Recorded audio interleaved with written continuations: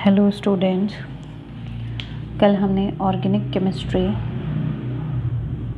Paper 2 lecture 1 किया था, जिसमें हमने यूनिट 5 को स्टार्ट किया था, organic molecules of nitrogen containing compounds. Okay, आज हम लोग उसी को आगे बढ़ाएंगे। कल हमने मेथड ऑफ ऑपरेशंस कर लिया था, थोड़ा सा इंट्रोडक्शन पढ़ा था हमने, और उसके बाद में हमने मेथड ऑफ ऑपरेशंस स्टार्ट किए थे।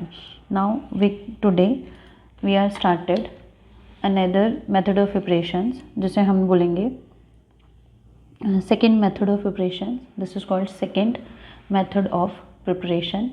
और जो सेकेंड मेथड ऑफ प्रिपरेशन है उसको हमें पढ़ना है कमर्शियली। ओके, हम देखेंगे कि हम कमर्शियली मॉलिक्यूल कैसे बना सकते हैं। ओके, कि कमर्शियली हम मॉलिक्यूल कैसे बना सकते हैं। तो हम लोग कई बार कमर्शियली भी मॉलिक्यूल्स को सिंथेसाइज कर सकते हैं। ओके, तो कमर्शियली हम मॉलिक्यूल कैसे सिंथेसाइज करेंगे, तो लिखेंगे सिंथेसिस ऑफ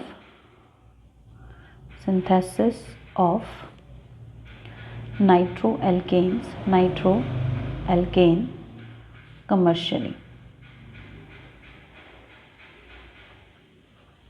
ओके, इस रिएक्शन की खासियत क्या है कि ये जो रिएक्शन होगी वो हमें ध्यान रखना है कि हमेशा 2 फेजेस में होती है, मतलब 2 फेज रिएक्शन होती है। तो हम लिखेंगे these reaction proceed in 2 phases।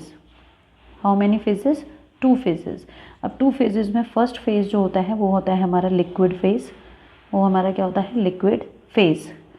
ठीक है, नाइट्रेशन ही कराएंगे क्योंकि हमें नाइट्रोएल्केन बनाना है, तो नाइट्रेशन रिएक्शन हमें यहाँ पर करानी होगी। सो यहाँ पे देखो क्या है, रिएक्टेंट क्या लेंगे हम? रिएक्टेंट हम लेंगे यहाँ पर हाइड्रोकार्बन। क्या लेंगे? हाइड्रोकार्बन। हाइड्रोकार्बन होता क्या है? जिनके अंदर हाइड्रोजन और कार्बन ही प्रेजेंट होते हैं सिर्फ, है ना। सो जैसे for example methane, ethane, CH3 है ना, और प्रोपेन CH3CH2 और CH3 अनसैचुरेटेड हाइड्रोकार्बन होते हैं। रिएजेंट की अगर मैं यहाँ पर बात करूँ तो रिएजेंट हम यहाँ पर क्या लेंगे? रिएजेंट हम यहाँ पर लेते हैं कंसनट्रेटेड HNO3। ओके, अब यहाँ पर कंडीशंस होंगी। देखो, जब भी हम लिक्विड फेज में रिएक्शन कराएंगे तो हमें यहाँ पर कंडीशन भी है ना देखनी पड़ेंगी। तो लिक्विड के लिए हमें यहाँ पर क्या करना पड़ेगा? 2 कंडीशंस यहाँ पर अप्लाई होंगी। एक होगा हमारा टेम्परेचर, जिसको हमें रखना है अप्रॉक्सीमेटली 140 डिग्री सेंटीग्रेड, और एक हमें यहाँ पर रखना है प्रेशर। तो प्रेशर हमें बस इतना ध्यान रखना है कि प्रेशर हमें क्या रखना है? हाई रखना है। तो हमारे को ये रिएक्शन आसानी से हमारी ये रिएक्शन प्रोसीड हो जाएगी। कैसे होगी? तो देखो, हमारे पास में मान लीजिए कि मैंने कोई भी हाइड्रोकार्बन ले लिया, जैसे फॉर एग्जांपल मैं इथेन ले लेती हूँ। इथेन की रिएक्शन मैंने कॉन्सनट्रेटेड HNO3 से कराई है। जब मैं रिएक्शन प्रोसीड कराती हूँ तो मेरे पास में इसको कहाँ रखना है? 140 डिग्री सेंटीग्रेड पर रखना है, और प्रेशर मुझे इसका क्या रखना है बच्चे? हाई रखना है। तो जब भी हम इसको हाई रखेंगे तो हमारे पास में क्या होगा? यहाँ से एक हाइड्रोजन का रिप्लेसमेंट हो जाएगा और हमारे पास में बन जाएगा CH3CH2 NO2 nitro alkane formation हो जाएगा। प्लस अगर हम देखें तो यहाँ से H2 मॉलिक्यूल जो होगा वो ये रिमूव हो जाता है। ओके, अब हम बात करते हैं कि अगर मैं यहाँ पर इस वाली रिएक्शन में या फर्दर जो हम एक रिएक्शन पढ़ेंगे, हमेशा ध्यान रखिएगा, अगर मैं यहाँ पर हाइड्रोकार्बन की वैल्यू बढ़ाती हूँ, है ना, तो मैं यहाँ लिख देती हूँ कि if carbon atom increases in this reaction then mixture of nitroalkanes are formed। क्या बनेंगे? मिक्सचर ऑफ नाइट्रोएल्केन्स क्या हो जाएंगे? सिंथेसाइज्ड होते हैं। ठीक है, नेक्स्ट हम बात करते हैं सेकेंड फेज रिएक्शन की, जिसे हम बोलते हैं सेकेंड फेज रिएक्शन, जिसे हम क्या बोलेंगे? Vapour phase reaction. क्या बोलेंगे? Vapour phase reaction. इस रिएक्शन में देखो, आपको पहले ही पता चल रहा होगा वेपर फेज रिएक्शन है, मतलब जो भी रिएक्शन प्रोसीड होगी, रिएक्शन प्रोसीड इन गैसियस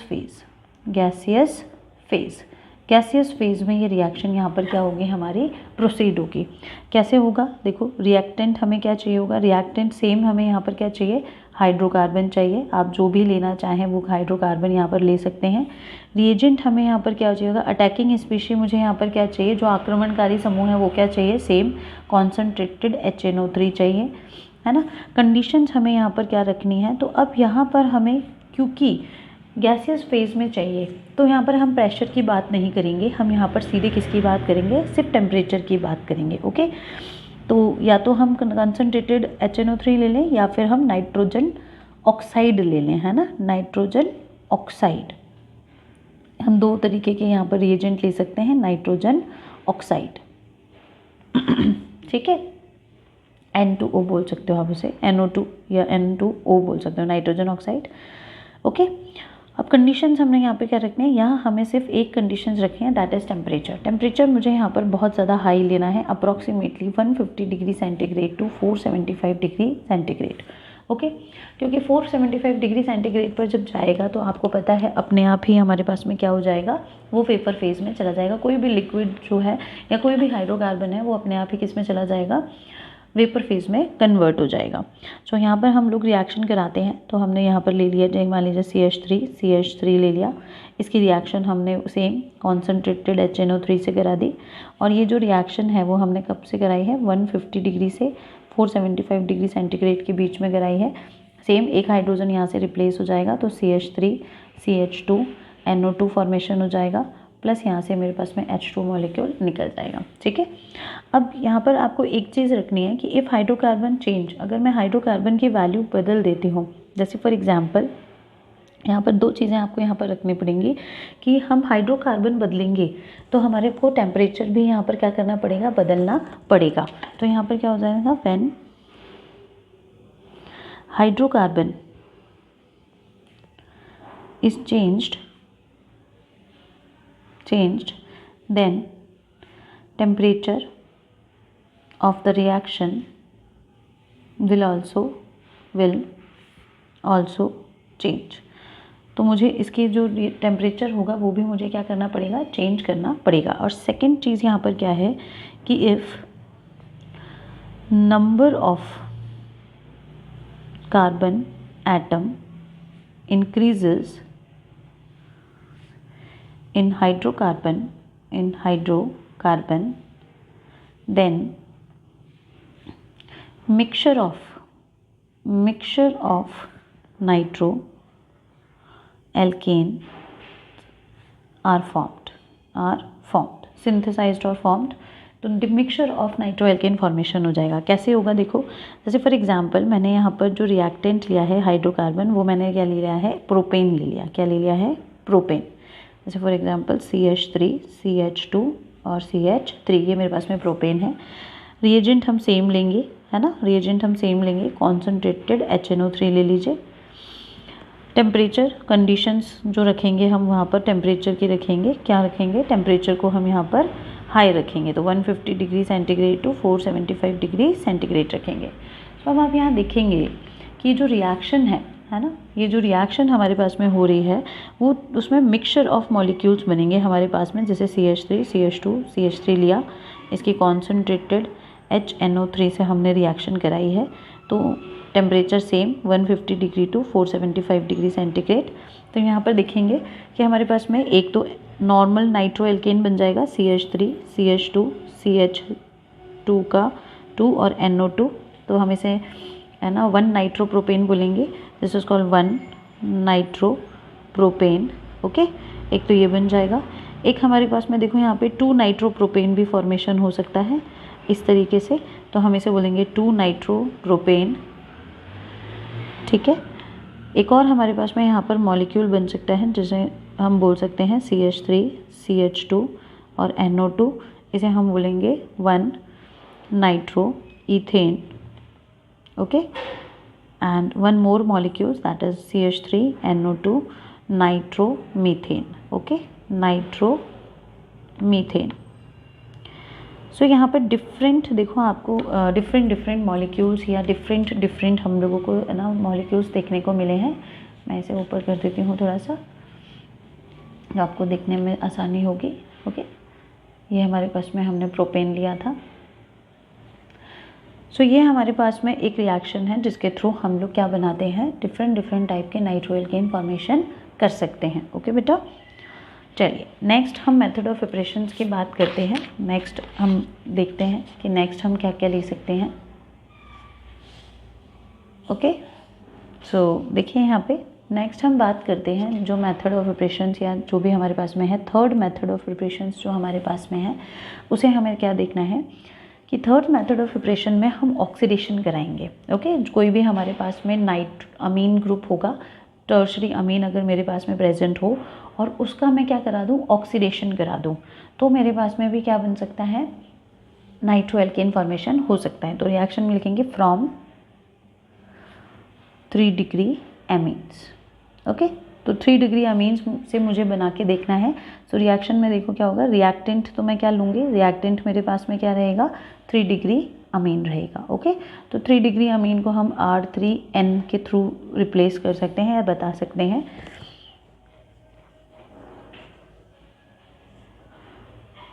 नहीं सॉरी, 3 डिग्री अमीन नहीं लेंगे हम लोग, हम प्राइमरी अमीन लेंगे, है ना, समझिएगा थोड़ा सा। प्राइमरी अमीन से हम इसको बनाएंगे और जो प्राइमरी अमीन लेंगे वो मैं हाई डिग्री का लूँगी, है ना। इसको हम बोलेंगे R, इसको आप ऐसे लिख सकते हैं, देखो बच्चों 1 डिग्री अमीन ही लेंगे, दैट इज़ कॉल्ड R3CNH2। ठीक है, यह हाई डिग्री अमीन है क्योंकि यहाँ पर जो कार्बन है वो 3 डिग्री है और उसके साथ में NH2 जुड़ा हुआ है, तो that is called 1 degree amine, है ना। इसे 1 डिग्री अमीन बोलते हैं हम लोग। रिएजेंट की अगर मैं बात करूँ, इसे हम 1 डिग्री अमीन और 2 डिग्री अमीन हम पढ़ेंगे जब हम अमीन पढ़ेंगे। अभी आप ध्यान रखिएगा कि जब भी NH2 ग्रुप, अगर किसी भी सबस्ट्रेट कार्बन एटम से NH2 ग्रुप जुड़ा है तो इसे हम बोलते हैं 1 डिग्री अमीन, ये आप याद रख लीजिएगा। अगर मैं बोलती हूँ किसी भी कार्बन से या 2 कार्बन जुड़े हुए हैं और एक ही हाइड्रोजन एटम है नाइट्रोजन पर, तो इसे हम बोलते हैं 2 डिग्री अमीन। ओके, एक नाइट्रोजन को देखना है कि नाइट्रोजन पर कितने हाइड्रोजन एटम प्रेजेंट है, और अगर मेरे पास में नाइट्रोजन के पास में कोई भी हाइड्रोजन एटम प्रेजेंट नहीं हो तो हम इसे बोलते हैं 3 डिग्री अमीन। सो अभी हमारे पास में क्योंकि NH2 है तो ये 1 डिग्री अमीन ही है, पर जो कार्बन है हमारे पास में 1 डिग्री अमीन का वो 3 डिग्री है। रिएजेंट हम यहाँ पर क्या लेंगे, हमें ऑक्सीडेशन कराना है, तो देखो हम ऑक्सीडाइजिंग एजेंट लेंगे। क्या लेंगे, ऑक्सीडाइजिंग एजेंट। अब मैंने आपको रिएक्शंस में कई बार ऑक्सीडाइजिंग एजेंट्स बता रखे हैं, नहीं बताए हैं, या जिन्होंने पहले पढ़ा हुआ है मुझसे उनको पता है और हमने है तो हम बता देते हैं। हमारे पास में number of oxidising agents present होते हैं, जैसे हमारे पास में होता है KMnO4, एक हमारे पास में होता है K2Cr2O7, है ना। एक हमारे पास में कॉन्सनट्रेटेड HNO3 भी प्रेजेंट होता है, ये भी ऑक्सीडाइजिंग एजेंट की तरह ही वर्क करता है।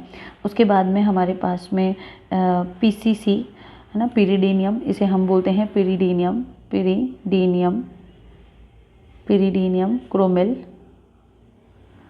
क्रोमिल क्लोराइड, ये भी मेरे पास में एक रिएजेंट होता है, ऑक्सीडाइजिंग रिएजेंट होता है। और रिएजेंट हम जैसे जैसे आगे आते जाएंगे वैसे वैसे हम पढ़ते जाएंगे। तो यहाँ पर हम सबसे ज़्यादा KMnO4 को यूज़ करते हैं ऑक्सीडाइजिंग एजेंट के रूप में। ओके, अब ऑक्सीडाइजिंग एजेंट में तो ऑक्सीडेशन रिएक्शन हम करा रहे हैं। सो एक एक्चुअल में यहाँ पर हमको ध्यान ये भी रखना है कि ऑक्सीडेशन होता क्या है, तो हमें ये भी पता होना चाहिए कि ऑक्सीडेशन क्या होता है। ऑक्सीडेशन देखो हमारे पास में क्या होता है, जनरली हम बोलते हैं एडिशन ऑफ ऑक्सीजन एटम को हम ऑक्सीडेशन बोलते हैं। उसके अलावा हम बोलते हैं रिमूवल ऑफ हाइड्रोजन एटम, किसी भी सबस्ट्रेट में से हाइड्रोजन एटम को मैं रिप्लेस करती हूँ तो हम उसको बोलते हैं ऑक्सीडेशन। और हम इसको ऐसे बोल सकते हैं कि रिमूवल ऑफ इलेक्ट्रॉन्स, है ना, ऑल्सो नोन एज ऑक्सीडेशन। तो ये तीनों ही कंडीशन ऑक्सीडेशन को डिफाइन करती है। हमेशा ध्यान रखिएगा, या तो ऑक्सीजन एटम अटैच्ड हो रहे हों, या हाइड्रोजन एटम रिमूव हो रहे हों, या रिमूवल ऑफ इलेक्ट्रॉन्स हो रहा हो, मतलब ऑक्सीडेशन स्टेट बढ़ रही हो, क्या हो रही हो, ऑक्सीडेशन स्टेट इंक्रीज़ हो रही हो, तो हम इसे क्या बोलते हैं, इंक्रीज़ होती है, तो हम उसे बोलते हैं ऑक्सीडेशन। ठीक है, अब हम रिएक्शन प्रोसीड कराते हैं। देखो मेरे पास में है CH3, ठीक है, CH3 और यहाँ पर NH2 ग्रुप अटैच्ड है। जब भी मैं इसका ऑक्सीडेशन कराऊंगी किसकी प्रेजेंस में, KMNO4 की प्रेजेंस में, तो ये हमारे पास में क्या बन जाएगा, CH3 और ये जो H है यहाँ से रिमूव हो जाएंगे, इसकी जगह क्या आ जाएंगे, दो ऑक्सीजन एटम हमारे पास में आकर जुड़ जाएंगे। तो ये हमारे पास में क्या बन जाएगा, ये हमारे पास में एक तरीके से टर्शरी नाइट्रो कंपाउंड फॉर्मेशन हो जाएगा। This is called 3 degree nitro alkene. Okay, आप अगर इसका नाम जानते हैं तो आप इसको नाम इसका लिख सकते हैं। जैसे अगर मैं इसको जनरल इसका नाम दूंगी तो ये हमारे पास में देखो IUPAC नॉमेनक्लेचर हम यहाँ से करेंगे तो 1 और 2, तो ये 1,1 डायमिथाइल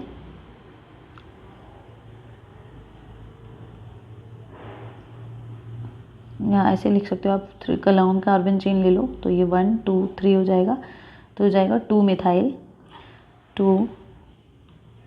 मिथाइल है ना, एंड 2 नाइट्रो प्रोपेन। ओके, ये आप इसका नाम लिख सकते हैं। सो आई होप आपको नाइट्रो एल्केन फॉर्मेशन और सिंथेसिस की तीनों मेथड्स अब समझ में आ गए होंगे, right. Okay, now we started, जब भी हम ऑलवेज रिमेंबर, जब भी हम ऑर्गेनिक कंपाउंड को पढ़ते हैं तो हम उनके इंट्रोडक्शन को पढ़ते हैं, उसके बाद में हम उनका मेथड ऑफ सिंथेसिस देखते हैं कि क्या मेथड ऑफ प्रिपरेशंस हैं जिनसे हम एल्केन्स को लेबोरेटरी में फॉर्मेशन कर सकते हैं, एंड देन हम उनके बारे में पढ़ते हैं कि उनकी केमिकल प्रॉपर्टीज़ क्या होंगी, है ना। सो केमिकल प्रॉपर्टीज़ की हम यहाँ पर बात करेंगे अब, केमिकल प्रॉपर्टीज़। ओके, आपको अगर इसमें कुछ नहीं समझ में आया तो आप इसको रोक कर वीडियो को और नोट्स फॉर्मेशन कर सकते हैं। चलिए, केमिकल प्रॉपर्टीज़।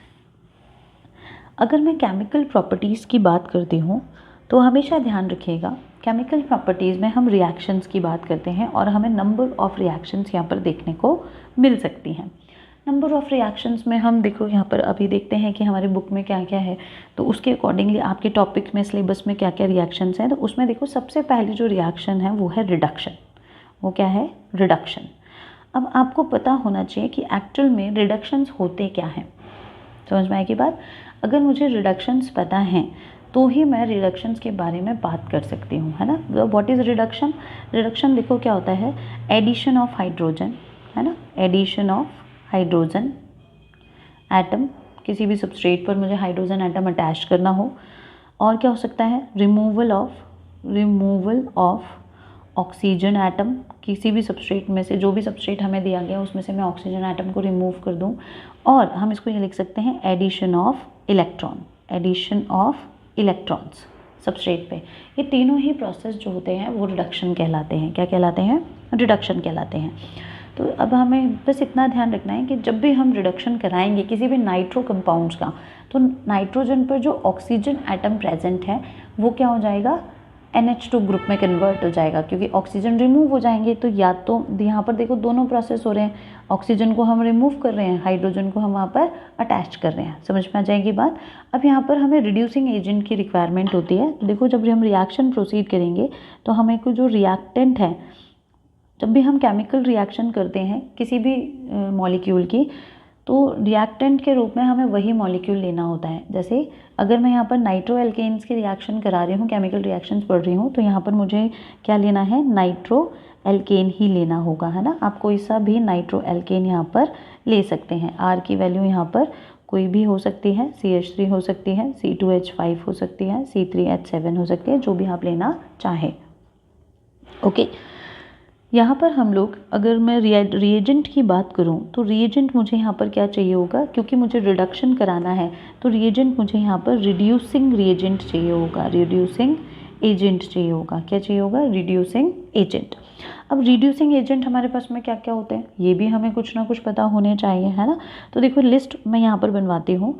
रिड्यूसिंग एजेंट हमारे पास में देखो क्या सकता है, लिथियम एल्यूमिनियम हाइड्राइड, ये मेरे पास में एक रिड्यूसिंग एजेंट है और इसे मैं स्ट्रॉन्ग रिड्यूसिंग एजेंट बोलती हूँ। ओके, स्ट्रॉन्ग रिड्यूसिंग एजेंट होता है ये, ठीक है।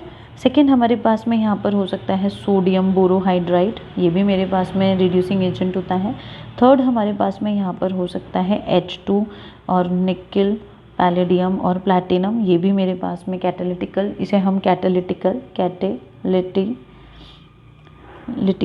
रिड्यूसिंग एजेंट बोलते हैं, ओके। एंड फोर्थ हमारे पास में यहाँ पर हम लोग ले सकते हैं, देखो या तो हम टिन ले लें या हम इसमें साथ में टिन क्लोराइड ले लें, है ना, और हाइड्रोजन ले लें, है ना, प्लस H। तो हम यहाँ पे कितने भी हाइड्रोजन ले सकते हैं, ये भी हमारे पास में एक रिड्यूसिंग एजेंट होता है। फिफ्थ हमारे पास में यहाँ पर आप इसके साथ में देखो जिंक ले सकते हो, जिंक प्लस अमोनियम क्लोराइड ले सकते हो, ये भी हमारे पास में रिड्यूसिंग एजेंट होता है। और टिन के साथ में आप यहाँ पर एक और टिन का ले सकते हो, जैसे SnCl2 ले लो प्लस कंसनट्रेटेड HCl ले लीजिए, ये भी हमारे पास में रिड्यूसिंग एजेंट ही होते हैं।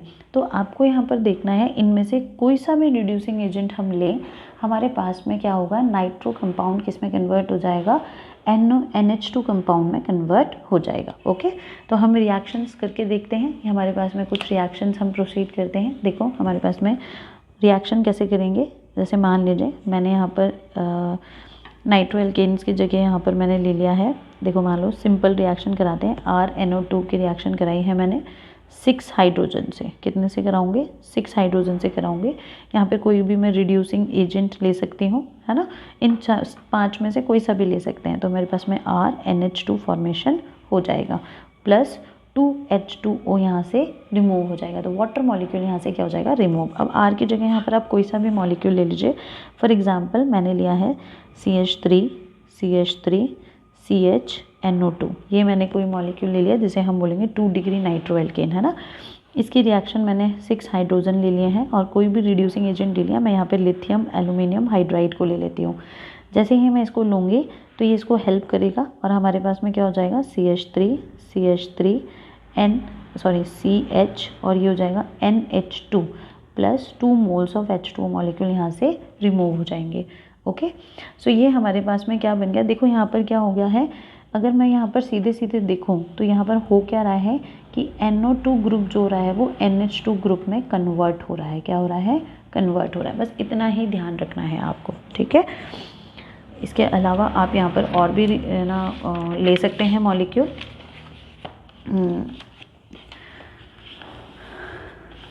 देखो अब अगर मैं फॉर एग्जांपल यहाँ पर एक और रिएक्शन है, सेकेंड टाइप ऑफ रिएक्शन की मैं अगर बात करूँ तो यहाँ पे सेकेंड टाइप की रिएक्शन में देखो, अगर मैं न्यूट्रल मीडियम में जिंक से अगर इसकी रिएक्शन कराती हूँ, जैसे मान लीजिए इसको अपन ऐसे लिख सकते हैं यहाँ पर, रिएक्टेंट तो हम क्या लेंगे सेकेंड रिएक्शन में, रिएक्टेंट हमारे पास में रहेगा नाइट्रो एल्केन RNO2, है ना। रिएजेंट जो होगा वो हम थोड़ा सा चेंज कर लेते हैं, रिड्यूसिंग एजेंट ही है पर हम इसको चेंज करते हैं। तो हम यहाँ पर ले रहे हैं हाइड्रोजन, है ना, plus zinc plus ammonium chloride, ये हमने यहाँ पर चेंज कर लिया है, कैटलिस्ट ले लिया है एक तरीके से, ओके। और यहाँ पर हमें मीडियम का ध्यान रखना होगा, तो मीडियम हम यहाँ पर ले रहे हैं न्यूट्रल मीडियम, कैसा है मीडियम, न्यूट्रल, जो सॉल्वेंट है वो कैसा है, न्यूट्रल मीडियम हमने यहाँ पर लिया है। आप रखना चाहें ध्यान तो रख सकते हैं, नहीं तो मीडियम की इतनी ज़रूरत नहीं होती है, बट कई रिएक्शंस में जब दिया हुआ होता है तो हमें थोड़ा सा ध्यान रखना पड़ता है ना। देखो अब यहाँ पर मैंने बोला है RNO2, इसकी रिएक्शन मैंने किससे करा दी है, 4 मोल्स ऑफ हाइड्रोजन मैंने लिए हैं और यहाँ पर मैंने कैटलिस्ट के फॉर्म में क्या ले लिया है, जिंक अमोनियम क्लोराइड ले लिया है। यहाँ पर देखो क्या होगा, अब अमीन नहीं बनेगा, है ना, क्या नहीं बनेगा, अमीन नहीं बनेगा, हाइड्रोक्सिल अमीन बनेगा। तो what is hydroxyl amine, RNHOH, है ना, प्लस H2O, ये बन जाता है हमारे पास में, ओके। तो एक ऑक्सीजन जो होता है वो यहीं रह जाता है, एक हाइड्रोजन नाइट्रोजन पर और एक ऑक्सीजन के साथ, और एक ऑक्सीजन जो होता है वो यहाँ से रिमूव हो जाता है, ठीक है। फॉर एग्जांपल जैसे मैंने CH3 CH2 और NO2 मॉलिक्यूल लिया है, इसकी रिएक्शन मैंने 4 हाइड्रोजन से कराई है और present zinc plus ammonium chloride, ये मैंने कैटलिस्ट ले लिया है। तो यहाँ पर देखो क्या होगा, सिर्फ एक हाइड्रोजन, आपको यहाँ पे ध्यान किससे रखना है, वाटर मॉलिक्यूल से रखना पड़ेगा, कैसे कि मुझे यहाँ पर एक वाटर मॉलिक्यूल को क्या करना है, बाहर निकालना है। तो पहले आप सबसे पहले एक वाटर मॉलिक्यूल बाहर निकाल दीजिए। अब जो भी बचा हुआ है, हाइड्रोजन कितने बचे हैं, 2, ऑक्सीजन कितना बचा है, 1, उनको हमें अरेंज करना है। तो अरेंज करके कैसे लिखेंगे, NHOH लिख देंगे। ये जो ग्रुप होता है इसे हम कहते हैं हाइड्रोक्सिल अमीन। क्या बोलते हैं हम इसे, हाइड्रोक्सिल अमीन। आगे आप एल्केन का नाम लिख सकते हैं। तो हम इसको यहाँ पर लिखेंगे 2 कार्बन इज देयर, तो हम यहाँ पर लिखेंगे इथाइल हाइड्रोक्सिल अमीन। ओके, आप कोई सा भी मॉलिक्यूल लेंगे, फॉर एग्जांपल बड़ा मॉलिक्यूल ले लीजिए, CH3 CH2 CH2 NO2 मान लीजिए। नाइट्रोप्रोपेन हमने ले लिया, इसकी रिएक्शन हमने कराई है 4 हाइड्रोजन से। सेम रिएजेंट हमने यहाँ पर लिया है zinc plus ammonium chloride. Okay बच्चे, अब देखो यहाँ पर बहुत सिंपल रिएक्शन है। क्या करना है, जब भी जिंक अमोनियम क्लोराइड दिया जाएगा और हमारा नाइट्रो एल्केन के साथ, तो हमेशा ध्यान रखना मुझे क्या निकालना है, फर्स्ट मॉलिक्यूल क्या निकालना है, वाटर मॉलिक्यूल निकालना है। सबसे पहले वाटर मॉलिक्यूल को आप रिमूव कर दीजिए। सबसे पहले आप किसको रिमूव कर दीजिए, वाटर मॉलिक्यूल को क्या कर दीजिए, रिमूव कर दीजिए। जैसे ही आप वाटर मॉलिक्यूल को रिमूव करेंगे तो आप देखेंगे मेरे पास में यहाँ पर नाइट्रोजन के पास में 1 ऑक्सीजन बचा हुआ है और 2 हाइड्रोजन है। तो हमें इनको एज इट इज़ लिखना है, CH3 CH2 CH2 NHOH। ठीक है, अब इसको देखो यहाँ पर 1 2 3 कार्बन आर देयर, तो हम 3 कार्बन को बोलते हैं प्रोपाइल, है ना, प्रोपाइल हाइड्रोक्सिल एमीन। ओके, ये हमें इसको नाम देना है। आई होप आपको ये रिएक्शन समझ में आ रही होगी।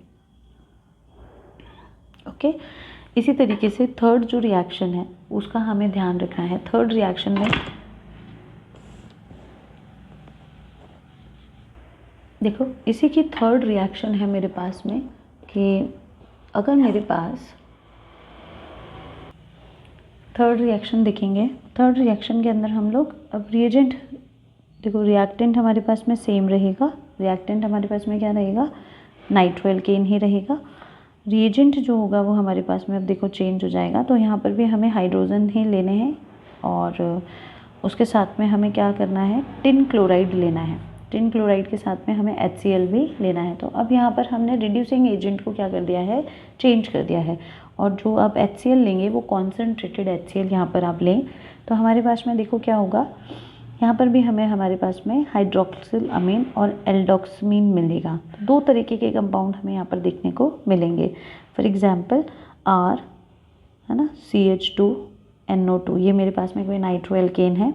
इसकी रिएक्शन मैंने करा दी है SnCl2 से और कॉन्सेंट्रेटेड HCl हमने यहाँ से लिया है। सो यहाँ पर देखो 2 तरीके के कंपाउंड बन सकते हैं। एक तो हमारे पास में R CH2 NHOH फॉर्मेशन हो सकता है, दिस इज कॉल्ड हाइड्रोक्सिल अमीन। ठीक है, इसे हमें बोलेंगे एल्काइल हाइड्रोक्सिल अमीन। ठीक है, और प्लस हमारे पास में यहाँ पर क्या बन रहा है, एल्डोक्सिम बन जाएगा। This is RCH double bond NOH, इसे हम बोलते हैं एल्डोक्सिम। क्या बोलते हैं, एल्डोक्सिम। ठीक है, ये अलग तरीके के कंपाउंड होते हैं। जनरली कीटोन ग्रुप के साथ में जब हम रिएक्शन कराते हैं अमोनिया की, तो इस तरीके के कंपाउंड हमें देखने को मिलते हैं। जब भी आप एल्डिहाइड और कीटोन पढ़ेंगे उस चैप्टर में मैं आपको एल्डोक्समीन, हाइड्रोक्सिल अमीन, ये सारे कंपाउंड्स मैं आपको वहाँ पर पढ़ाऊँगी। ठीक है, अगर मैं यहाँ पर कोई मॉलिक्यूल ले लेती हूँ CH3 CH2 NO2, इस मॉलिक्यूल की रिएक्शन अगर मैं टिन क्लोराइड से करा दूँ और कॉन्सेंट्रेटेड HCl की प्रेजेंस में कराऊँ, तो याद रखिएगा हमारे पास में 2 तरीके के कंपाउंड बनेंगे। एक हमारे पास में CH3 CH2 NHOH बन जाएगा, जिसे हम बोलेंगे 2 कार्बन इज देयर, तो इथाइल हाइड्रोक्सिल एमीन। ओके, और दूसरा हमारे पास में क्या बन जाएगा, एसिटल एल्डोक्समीन, है ना।